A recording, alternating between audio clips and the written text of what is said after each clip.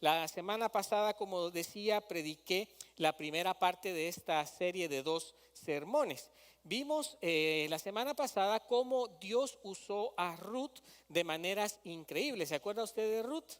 Vimos cómo Dios la usó de maneras increíbles gracias a la determinación que Ruth tuvo de rendirse ante la voluntad de Dios. Dios la bendijo de tal manera que, siendo Ruth una mujer extranjera en la tierra de Judá, permitió Dios que fuera un instrumento en el plan de salvación.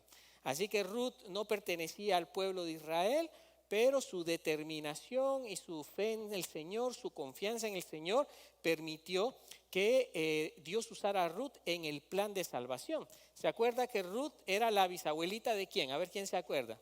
De el rey David. Muy bien, del rey David. Y Jesús, el Mesías, ¿de dónde viene? De la línea de David. Entonces sí ve cómo Dios usó a Ruth, una extranjera, alguien que no pertenecía al pueblo de Israel, para su plan de salvación, y de esa simiente viene Jesús el Mesías. En el mensaje anterior, en el sermón de la semana pasada, usted recordará que formulamos una serie de preguntas que yo dije que hoy las íbamos a responder. Es que miren, es muy importante que cuando nosotros escuchamos la palabra de Dios, esa palabra de Dios debe de tener una repercusión en nuestra vida, debe de traer algo diferente a nuestra vida. De lo contrario, nos volveríamos nosotros solo oidores de la palabra, y ahí caemos en un problema, ¿sí? Porque es muy fácil oír la palabra y es muy fácil incluso emocionarse con la palabra, pero si la palabra, ¿sí? Si nosotros no dejamos más bien que la palabra es poderosa, pero nosotros tenemos que dejar que esa palabra actúe en nuestra vida. Por eso la semana pasada nos formulamos varias preguntas. Se las voy a leer nuevamente, acá las tengo yo escritas. ¿En qué y cómo Dios quiere usarte en su reino? Esta fue la primera pregunta de la semana pasada.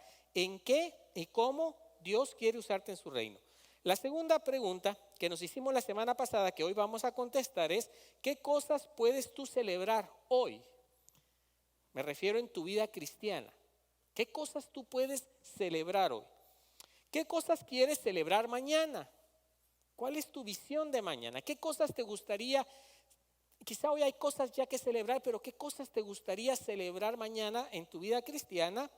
¿Qué cosas debes de dejar atrás, ¿sí? Para que esto ocurra, para que tú puedas celebrar mañana, ¿qué cosas hay que dejar atrás?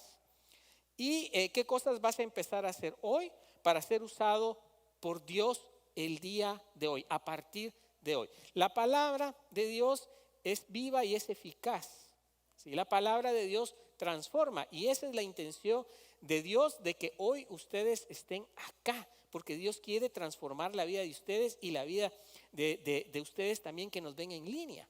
Dios tiene ese propósito con nosotros.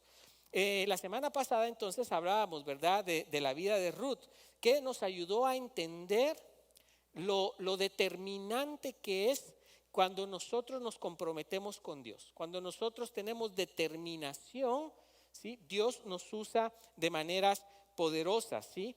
Y Dios usó a esta sierva para su plan, y Dios quiere también ayudarnos a nosotros. Entonces, hoy, para poder contestar a las preguntas, ¿sí? La semana pasada Ruth nos enseña la determinación, y hoy vamos a ver a otro personaje de la Biblia que yo sé que muchos de ustedes están de repente ya familiarizados con este personaje de la Biblia. Y este personaje, con su vida y su testimonio, nos va a enseñar a ver cómo podemos ser nosotros personas determinadas, y nos va a ayudar a contestar a esas preguntas. Porque a veces, yo sé que hay buena intención en muchos de nosotros, de querer cambiar, de querer hacer cosas para Dios. El problema es eso, que son puras intenciones, buenas intenciones, pero puras buenas intenciones. Y eso no cuenta. Si yo puedo tener muy buena intención de hacer algo bueno hoy, pero si no hago algo bueno hoy, eso no sirvió de nada. Las intenciones se quedan por ahí. Entonces, hoy vamos a ver la vida de Caleb. ¿Se acuerdan ustedes de Caleb? ¿Se acuerdan quién es Caleb? Un hombre impresionante. No se habla muchísimo en la Biblia, no son capítulos enteros, pero sí se habla en algunos capítulos de él. Pero es impresionante la vida de Caleb. Déjeme darle un poquito de la historia, pero quiero que ustedes pongan mucha atención para poder entender y poder contestar al final de la historia de Caleb.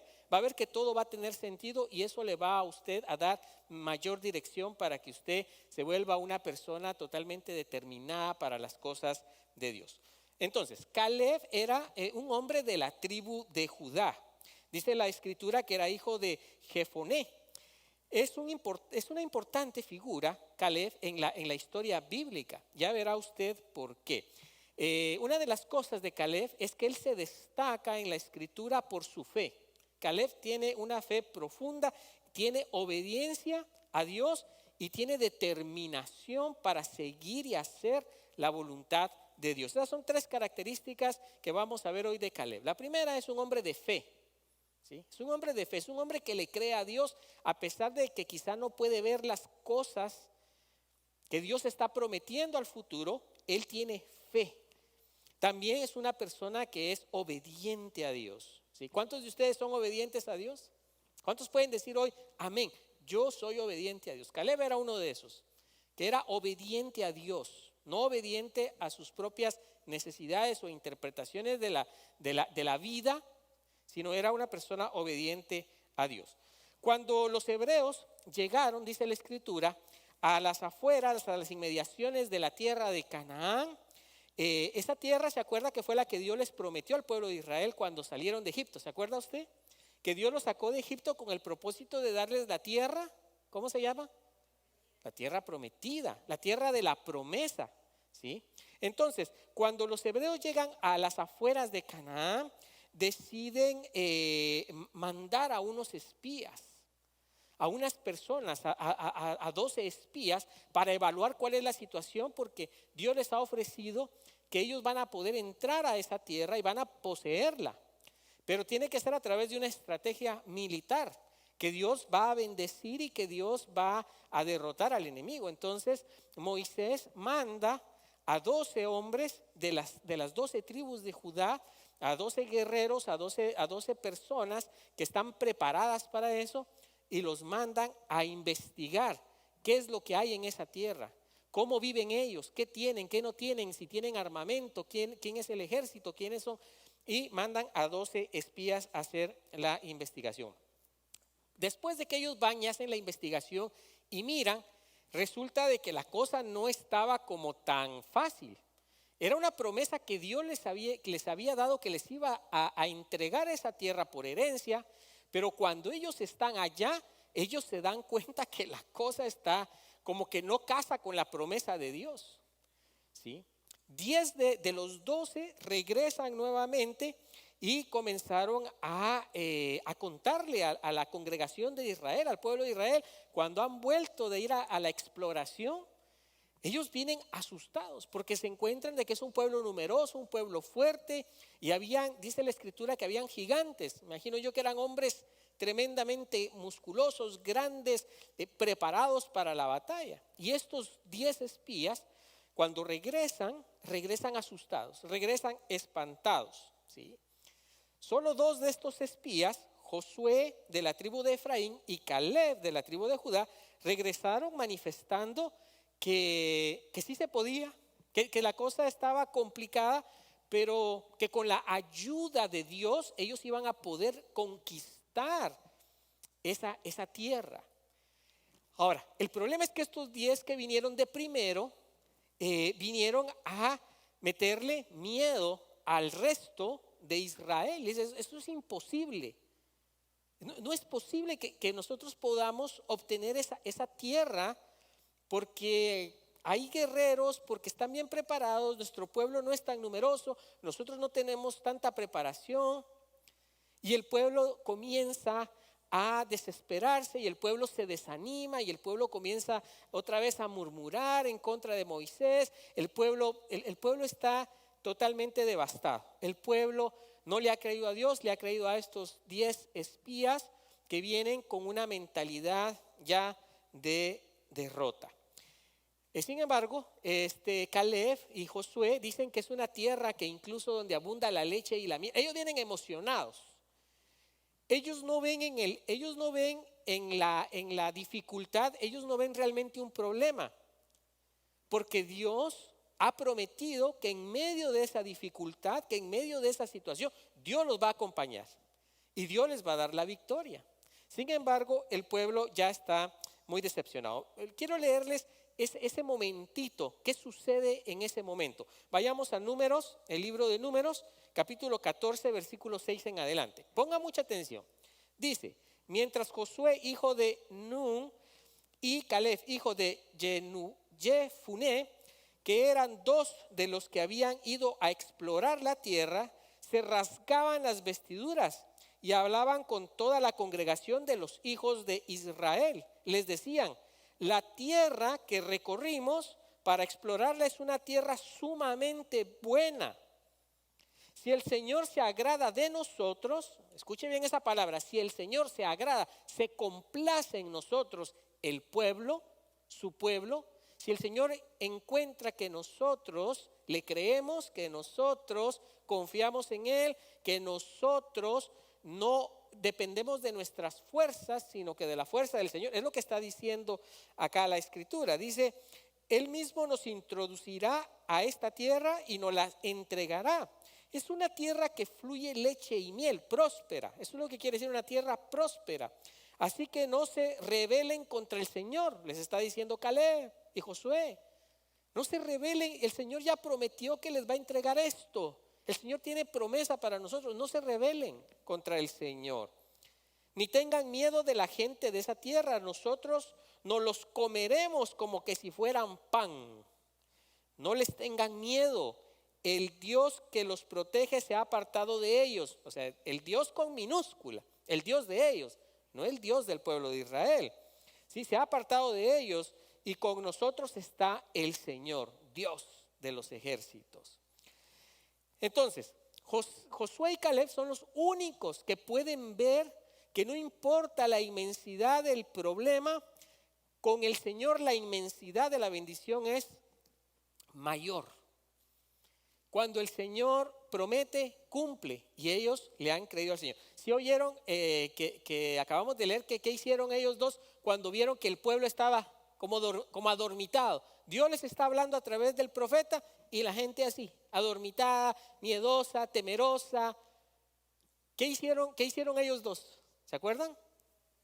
Dice que se rasgaron las vestiduras. Eso era parte de las costumbres judías cuando estaban sufriendo mucho, había inconformidad, había luto, había duelo, ellos usaban esa expresión de dolor y de desaprobación, rasgándose las vestiduras. A ese punto llegó Josué y Caleb, de ver que la congregación de Israel estaban como dormidos, estaban en otro mundo, estaban en otra cosa. No se daban cuenta que Dios quería bendecirlos, ¿sí? No se daban cuenta que Dios quería entregarles bendición. Ellos se habían conformado a vivir de una forma muy derrotista. Estaban derrotados totalmente. Ahora, déjenme aquí leerles el versículo 17 en adelante. Sigo en Números capítulo 14. Ahora viene acá Moisés. Aquí interviene otra vez Moisés. ¿Qué creen ustedes que pasó cuando el pueblo de Israel estaba derrotado? ¿Agradó o no agradó a Dios? No, Dios quería bendecirles con algo mejor de lo que ya tenían. Dios tenía mejores planes para ellos. Dios tenía algo bueno para ellos, ¿sí? Y resulta que ellos rechazan esa bendición de Dios por su actitud.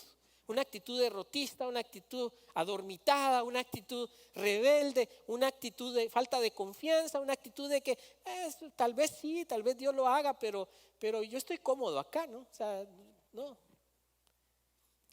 Dios le dolió en el corazón y Dios dijo que los iba a eliminar, que iba a traer una plaga para acabar con ellos, porque no merecían tales bendiciones. El pueblo estaba tan rebelde, tan conforme con su vida, con las cosas, tan temerosos, tan faltos de fe, de creerle a Dios que Dios tenía mejores cosas para ellos, que le dolió tanto en el corazón a Dios que Dios quiso eliminarlos, borrarlos. Incluso le dijo a Moisés, a Caleb y a Josué que les iba a dar otro pueblo mejor, porque este de plano no servía. Ahora, Moisés siempre demostró ser compasivo. ¿Se acuerda usted cuántas veces el pueblo de Israel falló en el desierto? Hicieron tantas cosas, incluyendo esto, ¿verdad? Toda la travesía. Moisés siempre tuvo un corazón que tenía compasión para su pueblo. Josué amaba a su pueblo y José, como pastor de ellos, él quería que el pueblo se despertara, abriera los ojos de que Dios tenía cosas mejores que lo que se vive diariamente en la vida. Y aquí viene la conversación que tiene ahora Moisés con Dios.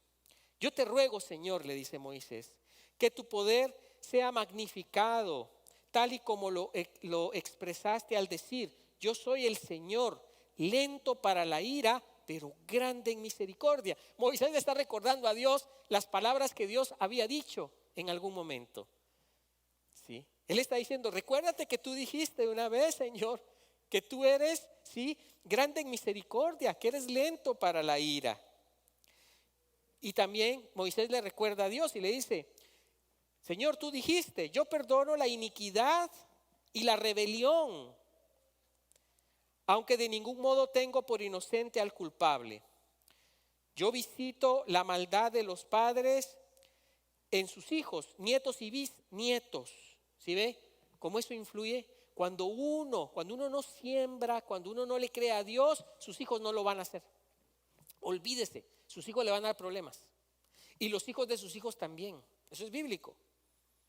Eso es bíblico. Cuando usted es un hombre o una mujer de fe, usted ama a Dios, usted está en las cosas de Dios, usted le cree a Dios, usted sirve a Dios, usted ama a Dios por sobre todas las cosas, Dios bendice eso, bendice a sus hijos y dice la Escritura que hasta los bisnietos. Por la grandeza de tu misericordia, le dice Moisés, yo te ruego que perdones la iniquidad de este pueblo, así como lo has perdonado desde Egipto. ¿Se acuerda usted cuál fue la travesía de ellos? ¿Cuántas veces los perdonó Dios? ¿Cuántos pecados no cometieron ellos desde que salieron de Egipto? Desde que Dios los liberó de 400 años de esclavitud y los puso a andar en el desierto para alcanzar la tierra prometida, ellos fueron pecado y pecado, pecado y pecado, pecado y pecado, incredulidad tras incredulidad, idolatría tras idolatría. Y Dios, como buen Padre amoroso, Él los perdonaba y los volvía a animar y mandaba personas fieles para que vieran el ejemplo de ellos. Pero el pueblo era terco, estaba tan metido en su mundo, en sus cosas, en su materialismo, que no podían ver que Dios tenía algo mejor para ellos y sus familias. En el versículo 20 dice: entonces el Señor dijo, ahora es Dios respondiéndole, dijo: yo los he perdonado tal y como lo has pedido. Mira el corazón de Dios. Mira el corazón de Dios. Pero tan cierto como que yo vivo y que mi gloria llena toda la tierra, ninguno de los que vieron mi gloria y las señales que hice en Egipto y en el desierto, los cuales ya me han puesto a prueba 10 veces y no han querido obedecerme, llegará a ver la tierra que les prometí. Ninguno de ellos, dice Dios. Ya hice yo tanto por ellos que yo ya los perdoné, dice Dios. Pero ninguno de ellos, por su pecado, por la dureza del corazón, por poner primero su forma de pensar, de ser, va a ver las promesas que yo tengo. Qué triste, ¿no? Qué triste, porque Dios tiene promesas no solo para ellos tenía, sino tiene promesas para todos nosotros, mejores de lo que nosotros mismos podemos imaginar. Pero nosotros perdemos esas promesas de Dios. No llegamos a ver esa tierra donde fluye leche y miel en nuestra familia, en nuestras vidas, en nuestro servicio, por nuestra terquedad. Dios perdona, pero también hay consecuencias del pecado. Dice: ninguno de los que me han rechazado la verá. Ninguno de los que me han rechazado. Porque Dios lo que estaba ofreciendo era bendición para la vida de su pueblo. Y el pueblo, ¿qué hacía? Rechazarlo. Solo, aquí viene la promesa. Por eso estamos hablando hoy de quién, ¿se acuerda? De Caleb. Versículo 24. Solo a mi siervo, al que me sirve, al que es fiel, Caleb, lo llevaré a la tierra donde él entró. ¿Cuál fue la tierra donde él entró? La tierra de Canaán. Él fue a explorarla. A este líder con un corazón entregado a Dios, con un corazón dispuesto a Dios, con un corazón lleno de fe, que Dios podía hacer mejores y grandes cosas en él, que él ya había visitado y había visto lo glorioso de esa tierra que Dios les iba a dar. Dios le prometió que él se iba a entrar.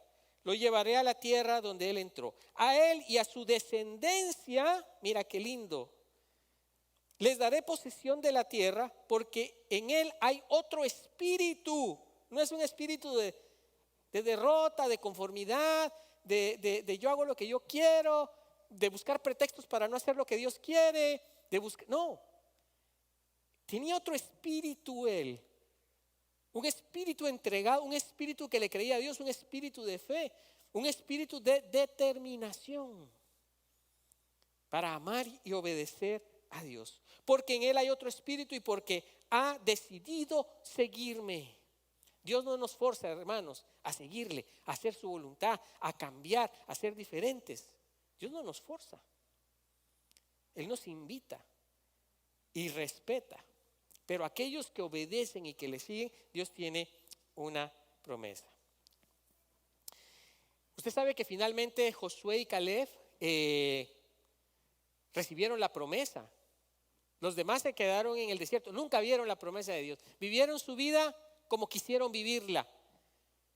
Nunca alcanzaron la victoria, nunca alcanzaron la promesa de Dios, nunca vieron esa tierra donde fluía leche y miel. Se quedaron tirados en el desierto, murieron. Sin embargo, Caleb y Josué sobrevivieron toda la travesía y pudieron entrar a la tierra de Canaán.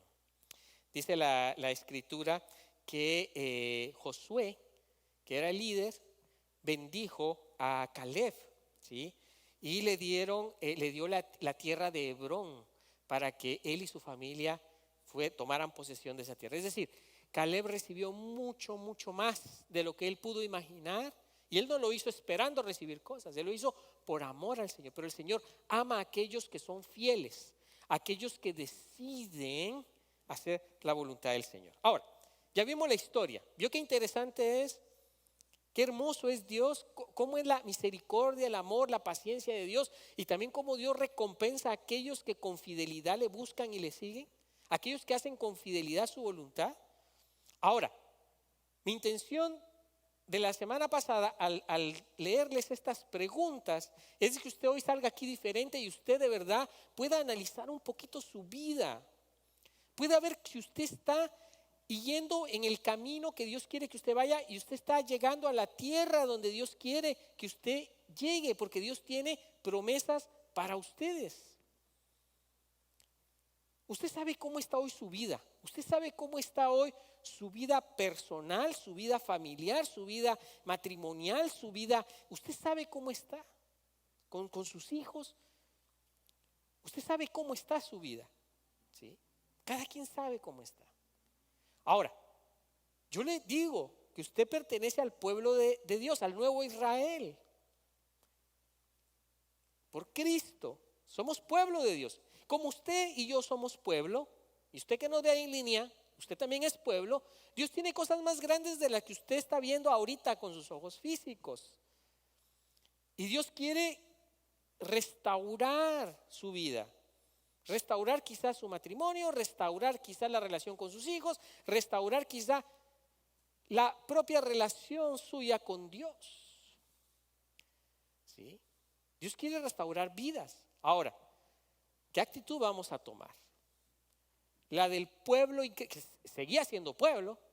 Usted es pueblo. Ahora, ¿usted qué parte del pueblo es? ¿Usted es la congregación de Israel que no hizo lo que Dios quiso, o usted se parece más a Caleb y a Josué? O de repente usted está acá en este lado, del lado del pueblo, pero usted se ha dado cuenta que conviene más vivir bajo la bendición y la sombra del Altísimo, como Caleb y Josué. Muy bien, vamos, pregunta número 1. Ponga atención, hágala usted personal. Yo quiero que usted haga esta pregunta personal. Cada uno de nosotros debemos de hacerla personal. ¿En qué y cómo Dios quiere usarme en su reino? ¿Sí? ¿En qué y cómo? Dios quiere usarme en su reino. La vida de Caleb nos da luces, ¿cierto? Nos da luces. Lo primero que vemos en la vida de Caleb es que Dios usó las habilidades de Caleb, ¿cierto? Si Caleb no hubiera sido un hombre de ciertas características, Dios no lo hubiera mandado a explorar la tierra, ¿cierto? Usted hubiera mandado a una persona, ¿ya me entendió?, a explorar la tierra, a una persona muda. Hubiera mandado a usted una persona así, sin ningún tipo de habilidad, sin ningún tipo de destreza para poder explorar, para poder fijarse en todo lo que estaba pasando, para poder tener capacidad de análisis de ver si este A, B o C que está viendo conviene o no conviene, qué le conviene al pueblo. Caleb tenía habilidades y esas habilidades Dios la usó. Entonces, para contestar a la pregunta en qué y cómo quiere Dios usarte o usarme, pongámoslo así personal, de primero tienes que ver qué habilidades tú tienes.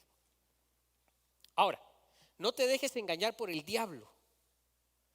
Porque yo he escuchado a muchas personas, ay pastor, es que yo sí no sé hacer nada, yo no sirvo para esto, no sirvo para lo otro, yo no.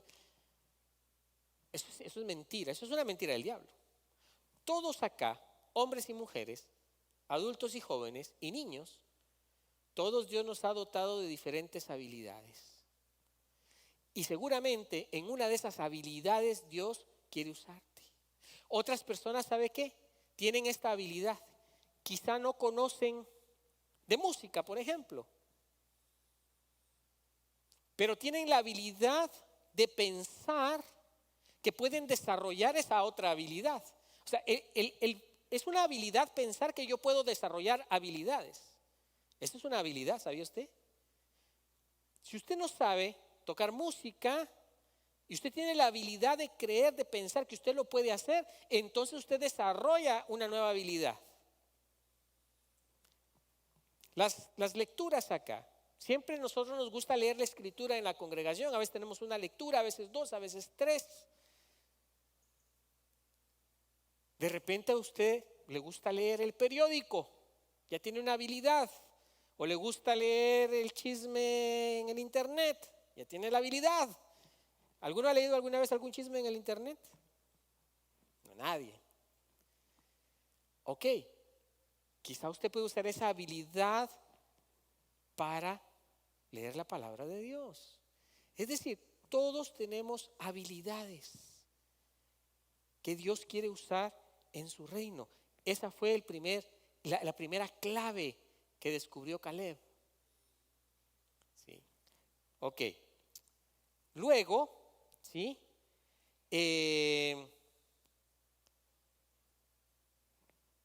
La cosa más importante es no solo la habilidad, ¿ok? Caleb tuvo la habilidad, pero ¿con qué combinó Caleb la habilidad? ¿Se acuerda usted? Con fe, con confianza y con determinación. Es lo mismo. Digamos que usted tiene una habilidad. Sergio lee aquí las lecturas. Ok, no basta solo con la habilidad, ni conviene basar nuestra esperanza en nuestra habilidad de hacer algo, sino que se tiene que combinar con fe en el Señor. El Señor me va a ayudar, el Señor está conmigo, lo estoy haciendo para el Señor, ¿sí? Fe, confianza y con determinación. Hoy lo voy a hacer. Aunque hoy no me salga tan bien, hoy lo voy a intentar. Entonces, busque usted, ¿sí?, qué habilidades usted posee. ¿Sí? Busque qué habilidades usted posee. Y entonces, ahí Dios le va a decir a usted qué clase de servicio y cómo hacerlo. Entonces, eso es lo primero que yo quiero que usted piense hoy. Voy a preguntar, ¿cuántos están sirviendo hoy dentro del cuerpo de Cristo en la iglesia? No me conteste. ¿Cuántos tienen un servicio hoy para la obra del Señor? Porque cuando usted sirve al Señor, el Señor le quiere dar la tierra donde fluye leche y miel. Es que hay que dejarnos de pretextos ya. ¿Sí? Pretextos. Usted sabe, no estoy diciendo que ustedes, pero yo lo he visto. Hay personas que ponen el mayor de los pretextos para no servir a Dios. ¿Usted sabe cuál es? ¿Usted sabe cuál es el mayor de los pretextos de una persona? No es la vergüenza, muchos me dicen de la vergüenza. No es la falta de conocimiento, porque se aprende. Se aprende, así como los hermanos de que están allá en la computadora, en las cámaras y en todo, se aprende. No. ¿Sabe cuál es el mayor pretexto de las personas? No querer alinear su vida a la voluntad de Dios. Cuando usted no alinea su vida, entonces usted tiene una familia desastrosa, un matrimonio desastroso, hijos desastrosos, y usted está peleando todo el tiempo entonces usted encontró el pretexto perfecto para no servir a Dios. No se siente usted capaz, no se siente usted digno. No es que nadie, aquí ninguno somos, ni yo, nadie. Ni el pastor, ni los músicos, ni los de las computadoras, ni los que nos ayudan con el tema de limpieza. Nadie es digno acá. Es la misericordia de Dios, nuestra fe en el Señor, nuestra confianza y nuestra determinación de amar a Dios, servir a Dios y confesar nuestros pecados cuando es necesario. Pero créame, ese es el mayor pretexto de las personas. ¿Sí? Yo no me siento capacitado, capaz, yo estoy mal espiritualmente, yo tengo muchos problemas, yo aquí, yo allá, yo allá. Segunda cosa que evita que la gente sirva al Señor: tiempo. El tiempo, no tengo tiempo, pastor. Es que usted viera todo lo que yo trabajo. Es que usted no va a pagar lo que yo tengo que pagar. Qué triste, ¿no? Usted sabe que lo que usted compra con dinero, ¿sí?, lo está comprando con el tiempo de vida suyo. El dinero es tiempo de vida. ¿Sí? Cuando usted no tiene tiempo para su familia, para sus hijos, para su esposa, para servir a Dios, usted está comprando cosas con su tiempo.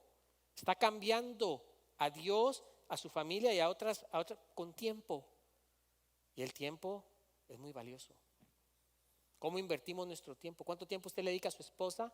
Esposa, ¿cuánto tiempo le dedica a su esposo? Hijos, ¿cuánto tiempo le dedican a sus padres? Padres, ¿cuánto tiempo le dedican a sus hijos? ¿Cuánto tiempo le dedican a Dios? ¿Cuánto tiempo dedican? Tiempo. Uno piensa que por tener más plata uno no tiene tiempo. No, el tiempo es vida. Usted está comprando con su vida. Todo lo que usted compra es tiempo de vida. A eso me refiero. Es tiempo de vida lo que usted está dando. Y eso no se puede volver a comprar. Muy bien, número 2. ¿Qué cosas puedes tú celebrar hoy? A ver, ¿qué cosas tú puedes celebrar hoy dentro del reino de Dios? ¿Sí? ¿Sabe qué celebró Caleb en su vida?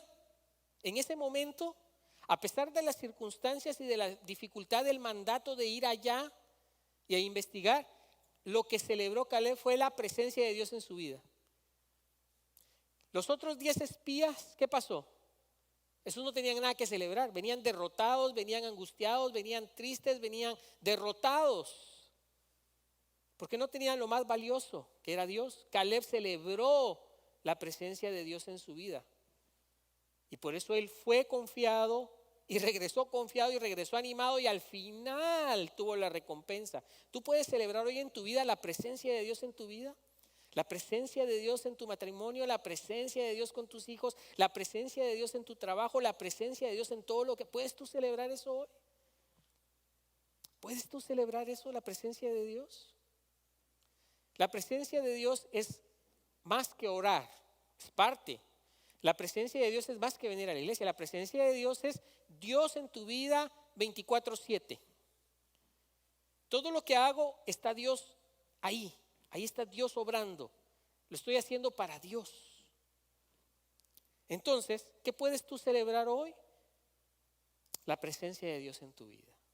La presencia. Mira cómo lo dijo San Pablo en el libro de Romanos, capítulo 8, versículo 31 en adelante. Dice: ¿qué pues diremos a esto? Si Dios es por nosotros, ¿quién en contra de nosotros?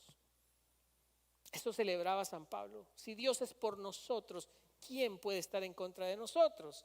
También dijo más adelante, ¿quién nos separará del amor de Cristo? La tribulación, es decir, los problemas, la angustia, la persecución, o hambre, o desnudez, o peligro, o espada. Se pregunta Pablo, ¿quién? ¿Quién nos puede separar del amor de Dios en Cristo? Nada. Nada nos puede separar. Entonces, ¿por qué nos afanamos y vivimos angustiados todo el tiempo? ¿Y por qué no queremos servir a Dios? ¿Y por qué no queremos dar a Dios? ¿Y por qué siempre tenemos pretextos para Dios? ¿Y por qué siempre miramos la vida de los demás y no nos damos cuenta de nuestra propia vida? ¿Cómo está nuestra vida de servicio? ¿Cómo está nuestra vida de compromiso? ¿Cómo está nuestra vida de darle a Dios?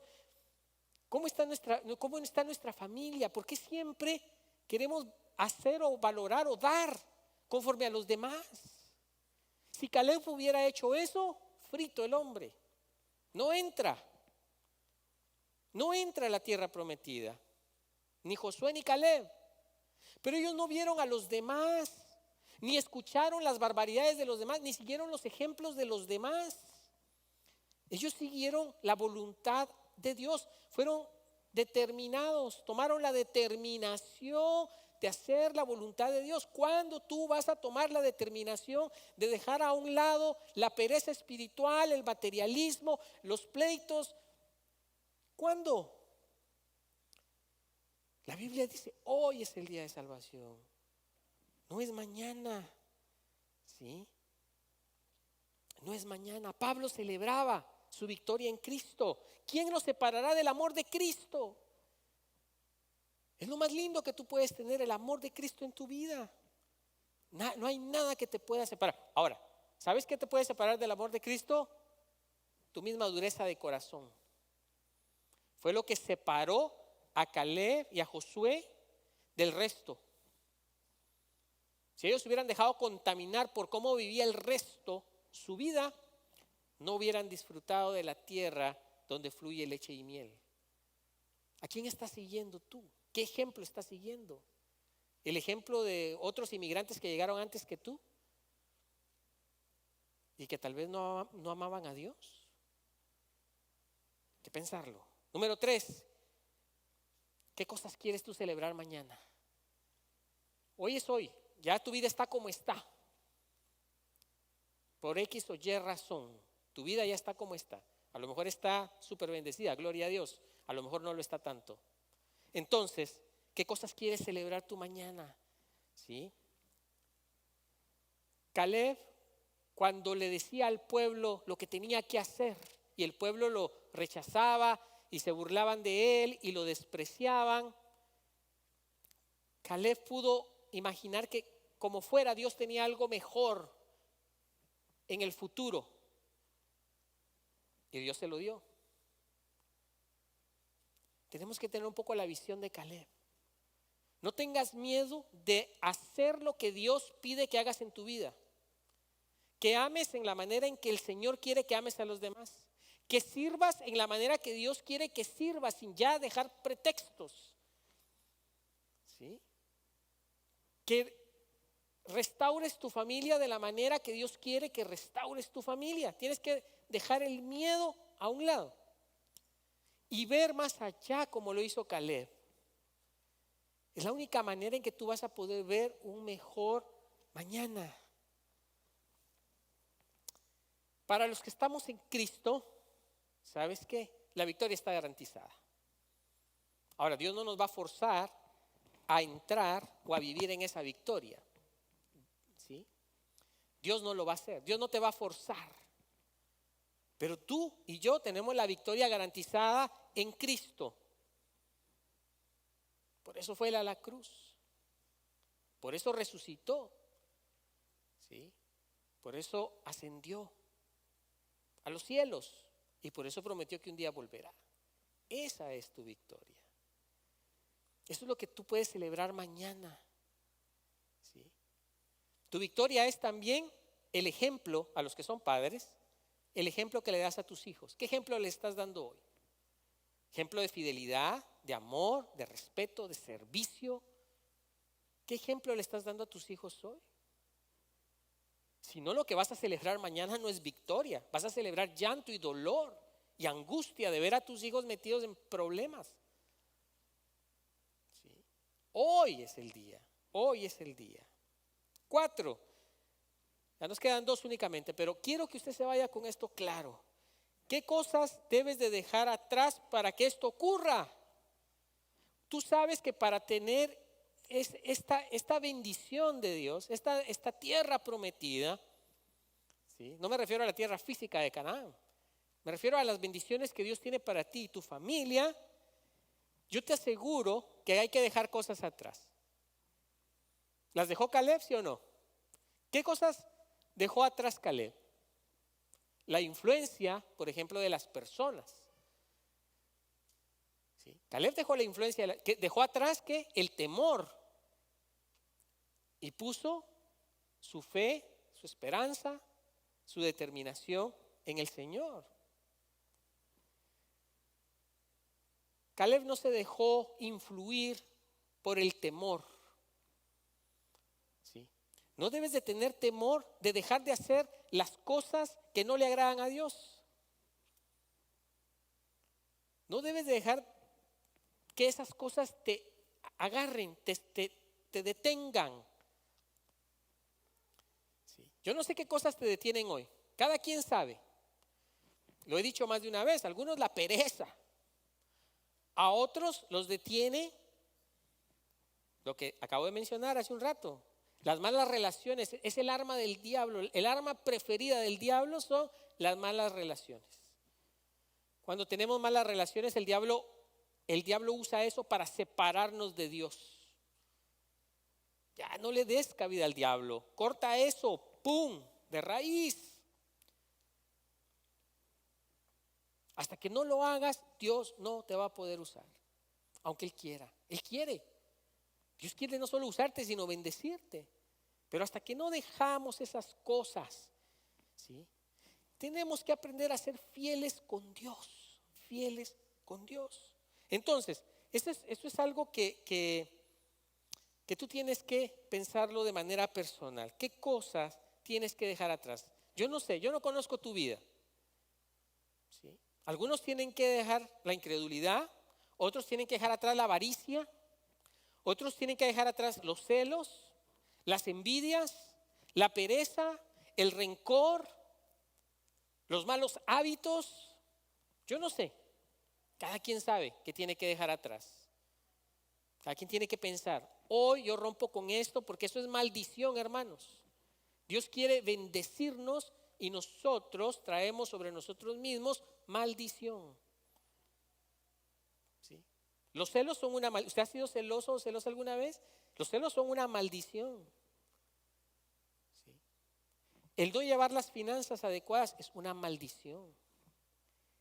El tener cosas a costilla de abandonar a la esposa, a los hijos, eso, o viceversa, a veces la mujer lo hace también.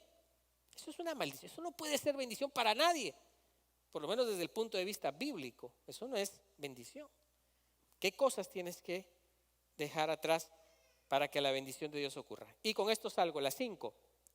¿Qué cosas vas a empezar a hacer para que Dios te use hoy? ¿Sí? ¿Qué cosas vas a empezar a hacer para ser usado por Dios hoy? Hoy mismo, en tu casa. Quizá en la iglesia hoy ya no va a haber mucho que hacer después de que terminemos el servicio. Aunque siempre hay que hacer, hermanos. Hay que volver a desinfectar, hay que mover cosas, apagar luces. Hay muchas cosas que hacer acá.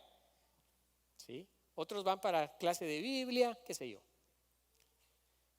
Pero no solo en la iglesia me refiero. ¿Qué vas a empezar a hacer hoy en tu familia? ¿Qué vas a empezar a hacer hoy en tus hábitos? ¿Qué hábitos tienes? ¿Sí?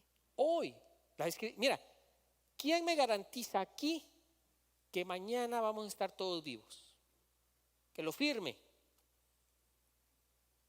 ¿Sí? No puedes garantizar. Puedes tener una determinación y decir, sí, yo creo que sí, pero no lo sabes en realidad. Nadie puede asegurar sin temor a equivocarse. Lo más probable es que muchos estemos todavía mañana. Probable no, yo no lo sé. ¿Sí? Triste lo que pasó, ¿no? Triste lo que pasó con esos niños allá en Texas. Qué tristeza me dio a mí en el corazón y en el alma. Los padres llevaron a sus hijos para que pudieran recibir educación. Fue la última vez que los besaron, fue la última vez que los vieron.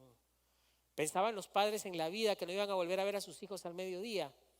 No, pero esa fue la realidad. Esa es la realidad del pecado en el ser humano. Esa es la realidad de la locura del ser humano, el dolor que causa. Son las realidades en las que vivimos. Nosotros no podemos vivir con los ojos cerrados, así como cuando han visto cómo ponen a los caballos de carreras, que les ponen unas cosas aquí para que no miren a ningún otro lado y sigan corriendo. Nosotros, los hijos de Dios, los cristianos, no podemos vivir así. Esta gente jamás imaginó que no iba a volver a ver a sus hijos. Nunca pudo imaginar eso. Y no sabemos cuáles de esos hijos quizá tuvieron una noche fea en su casa, con padres peleando, con padres, no sé, ausentes, con padres haciendo plata, eso sí, porque a eso venimos. ¿Cómo dice aquel de la radio? ¿A qué venimos? O el del anuncio de televisión. ¿A qué venimos a este país? A triunfar. ¿Se acuerda usted? ¿Sí o no? Así se lo conocen. A lo mejor alguno de esos pequeños no pudo recibir el amor, la atención de su papá, de su mamá, el cariño, el cuidado. ¿Sí? Jugar un ratito. Los padres a veces se meten en su mundo y no hay quien los saque de ahí.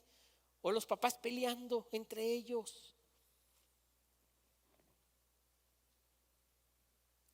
Usted puede imaginar el dolor de algún padre, ¿sí? Que tuvo quizá las últimas horas o los últimos días en una mala relación o nunca tuvo una buena relación. Qué dolor para esos papás. Por eso la Biblia dice, hoy es el día, mañana no sabemos. Hoy es el día de salvación. Entonces, ¿qué cosas vas a empezar para ser usado hoy? Dios quiere usarte hoy, en tu familia. ¿Sí? Dale tiempo a tu esposa, dale tiempo a tus hijos, esposa, dale tiempo al esposo, conversen, ¿sí? Cuídense, quiéranse, ¿sí? Trátense con cariño, con respeto, con amor, respétense los unos a los otros. Eso es lo que quiere Dios, ¿sí? Otra vez, el tiempo es vida. Lo que usted compra lo está comprando con su vida, no con dinero. Para usted tener ese dinero, usted tiene que dar vida. No estoy diciendo que no trabaje, todos tenemos que hacerlo. Pero tiene que tener un balance. Empiece hoy, empiece a orar hoy. Si usted no lo está haciendo o lo hacía y lo dejó de hacer, empiece hoy. Usted no sabe si mañana abre los ojos. Empiece a orar hoy. No solo por su vida, por la vida de los suyos, la vida de su esposa, la vida de sus hijos, la vida de la iglesia, por la gente que no conoce. ¿Sabe por qué está hoy el país, Estados Unidos, como está hoy? Porque sacaron a Dios de las escuelas. Han sacado a Dios de la vida. ¿Sí? Es un país tan materialista que ahí está el enfoque de todo y de todos. La iglesia necesita de gente como ustedes, que predique la palabra con el ejemplo. Que predique la palabra con el ejemplo. Necesita de gente de ustedes que se conduelan de aquellos que no conocen a Dios y que sirvan y que den a la iglesia para que pueda crecer la iglesia. De lo contrario no va a crecer, no va a pasar. Dios bendice a los que están dispuestos. Dios bendice a los que le creen. Dios bendice a los que tienen fe. Dios bendice a los que son cabales. Mira, a veces uno confunde que como yo tengo esto y esto, eso es bendición. No estoy diciendo que las cosas materiales no sean bendición, también son bendición. Pero si esas cosas materiales que tú tienes hoy ha sido a costilla o a costo de la mala relación con tu esposa, con tus hijos, con tus seres queridos, tu falta de servicio en la iglesia, tu falta de entrega al Señor, déjame decirte que eso no sirve de nada. De nada. Yo no he visto hasta el día de hoy a una persona que la entierren con su casa, su carro, y a lo mejor algún loco haya hecho algo de meterle ropa o cosas o dinero. Pasan esas cosas, ¿no? Pero hasta ahora yo no he visto a alguien que se lleve la casa, el carro y todo eso. Pero sí he visto hijos que les arruinan la vida, ¿sí? Por no dedicarles tiempo, por no amarles, por no darles. He visto gente que se va al infierno porque no les predicaron la palabra, porque no quisieron invertir en el reino de Dios. Para todo había, menos para la iglesia. Había para todo, con mucho sacrificio, con mucho esfuerzo, pero menos para invertir en un alma que se está encaminando al infierno. ¿Sí? Entonces, ¿qué vas a hacer hoy para ser usado por Dios? ¿Sí? Revisa tu tiempo, revisa tus finanzas, revisa tu relación, revisa tu dedicación. ¿Sí? De eso depende, ¿sí? El día de mañana. Yo siempre les digo a las personas que si queremos que nuestro mañana sea mejor, tenemos que empezar a sembrar hoy. Ya lo que pasó, hermanos, pasó, como dijo la canción, ¿no? Ya no podemos hacer nada de lo que pasó. Ya lo que pasó, pasó. Lo que pasó ayer, antier, hace 1 año, 2 años, 20 años, ya pasó. Usted no puede hacer nada más que arrepentirse si fue un pecado, pedirle a Dios su misericordia y cambiar. Usted no puede hacer otra cosa. Pero usted sí puede hacer hoy algo para que cuando usted llegue a mañana es el futuro, tampoco lo tenemos en las manos. Tenemos solo hoy. Usted solo puede sembrar hoy, y es más, solo puede sembrar en este momento. A partir de que usted salga acá, ya lo que estás haciendo hoy aquí va a ser pasado.